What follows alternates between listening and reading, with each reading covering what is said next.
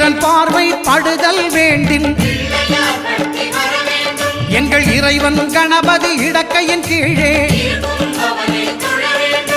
சுக்கிரன் பார்வை படுதல் வேண்டின் எங்கள் இறைவன் கணபதி இடக்கையின் கீழே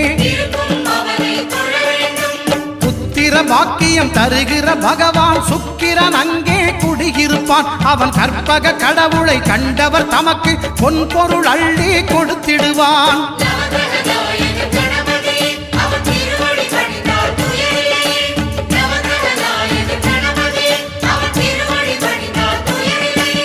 ஒன்பது கோளும் ஒன்றாய் காண